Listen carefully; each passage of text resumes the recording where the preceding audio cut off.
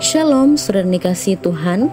Hari ini kita akan merenungkan firman Tuhan yang terdapat dalam Mazmur pasal 83 ayat yang pertama sampai ayat yang ke-19. Namun saya hanya akan membaca ayat yang kedua sampai 3. Firman Tuhan berkata, "Ya Allah, janganlah Engkau bungkam, janganlah berdiam diri dan janganlah berpangku tangan, ya Allah. Sebab sesungguhnya musuh-musuhmu ribut, orang-orang yang membenci Engkau meninggikan kepala." Saudara yang terkasih, sebagai manusia kita tidak pernah lepas dari pergumulan hidup. Pergumulan yang kita hadapi pun datang silih berganti seolah tidak ada habisnya. Terkadang pergumulan yang berat yang kita alami melemahkan iman kita, membuat kita tidak berdaya dalam menjalani hidup, hilang pengharapan dan sukacita. Namun, sebagai orang percaya, sikap kita dalam menghadapi pergumulan menentukan kualitas iman kita dan pengalaman rohani kita bersama dengan Tuhan. Pergumulan yang berat juga dialami oleh bangsa Israel sebagai umat yang dikasihi Tuhan. Asaf, sang penulis Mazmur, ikut merasakan pergumulan yang dihadapi oleh bangsa Israel dan menulis dalam Mazmurnya sebagai permohonan kepada Allah. Dalam Mazmur pasal 83 yang ditulisnya, Asaf memohon kepada Allah agar bertindak terhadap musuh yang dihadapi oleh bangsa Israel. Saudara, keadaan yang dialami oleh bangsa Israel sangat rumit.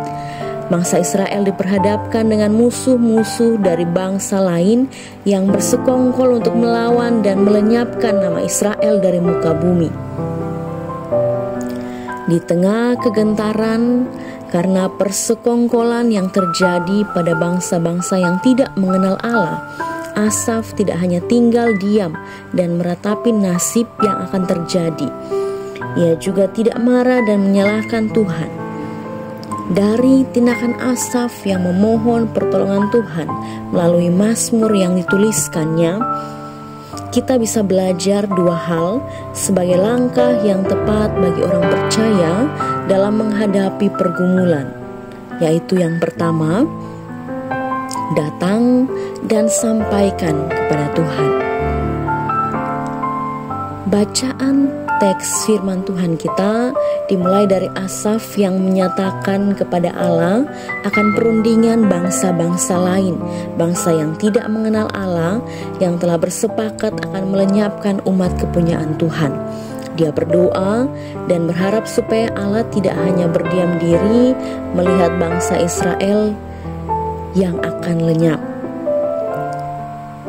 Mereka akan diserang oleh bangsa Moab, Gebal, Amon, dan bangsa Amalek, orang Filistea, dan penduduk Tirus. Tidak hanya itu, bangsa Asyur yang terkenal kuat dan berkuasa pada zaman itu juga bergabung dengan bangsa-bangsa lain dan hendak menghancurkan Israel. Di dalam situasi yang sulit, kekhawatiran dan kegentaran yang dialami, seruan kepada Tuhan merupakan sebuah langkah yang tepat sebagai umat Tuhan. Di dalam Tuhan kita bisa merasakan ketentraman, di dalam Tuhan kita bisa diberikan hikmat untuk menemukan jalan keluar atas pergumulan yang kita hadapi. Di dalam Tuhan kita bisa diberikan kekuatan dan beroleh harapan baru. Oleh karena itu, datang dan berserulah pada Tuhan, sampaikan pada Tuhan, berdoa dan memohon kuasa-Nya yang akan memampukan kita menghadapi pergumulan yang berat sekalipun. Yang kedua, percaya bahwa Tuhan mampu bertindak. Asaf tidak hanya menyampaikan kepada Tuhan keluh kesah yang dihadapi, tapi dengan keyakinan yang didasarkan pada pengalaman rohani dengan Tuhan. Ia berharap supaya Allah bertindak melawan musuh-musuh mereka, sama seperti yang dahulu telah Allah perbuat di hadapan mata bangsa Israel. Maka bangunlah pengalaman rohani bersama dengan Tuhan dan lihatlah betapa Tuhan berkuasa atas hidup kita. Melalui pengalaman rohani kita dengan Tuhan, semakin menguatkan dan membawa kita mengingat bahwa ketika Tuhan yang dahulu sudah menolong kita, maka Tuhan yang sama juga mampu melakukan perbuatan yang besar dan memampukan kita melewati badai kehidupan. Kekhawatiran akan hari depan seringkali kita alami, pergumulan dan tantangan hidup silih berganti kita hadapi. Tapi biarlah kita senantiasa mendekatkan diri kepada Tuhan, meyakini kuasa Tuhan dan mempercayakan hidup kita kepadanya. Kiranya Roh Kudus mampukan kita sebagai orang percaya dalam kesetiaan kita mengiring Tuhan sampai Ia datang kembali. Amin. Selamat pagi, selamat beraktivitas. Tuhan Yesus memberkati. Shalom.